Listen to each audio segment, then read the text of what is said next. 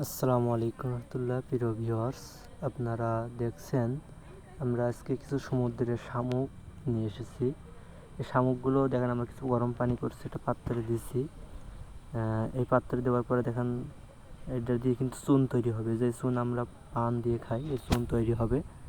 দেখেন এখানে এই পাত্রে দেওয়ার পরে দেখেন পান, এই যে পাত্র থেকে ধোয়া বাইর হচ্ছে চুন দেওয়ার পরে। একটু ঘা দিয়ে নিলাম আমরা, নিলে দেখেন কি অবস্থা হচ্ছে। দেখেন ধোয়া বাইর হচ্ছে, ব্যাপক হারে ধোয়া বাইর হচ্ছে কিন্তু এখান থেকে। এখন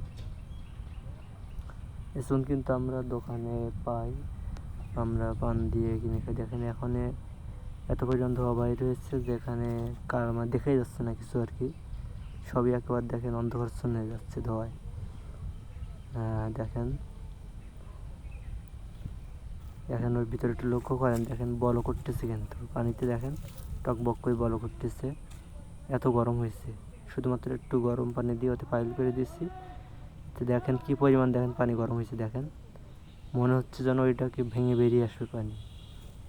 এতে কিন্তু আমরা যে ডিম দিই, ডিমটা কিন্তু সেদ্ধ হয়ে যাবে কিন্তু, এত পরিমাণে গরম হয়েছে এটা পাত্রটা।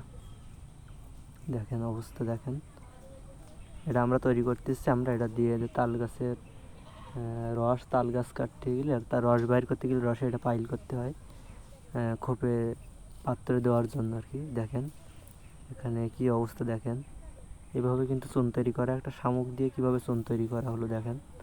তাহলে আর আপনারা নিয়মিত আমাদের ভিডিওগুলো এখানে পাবেন, আমাদের ইউটিউব চ্যানেলে লাইক সাবস্ক্রাইব দিয়ে রাখবেন এবং ফেসবুকে শেয়ার করবেন, কমেন্ট করবেন, এই আশা রাখি।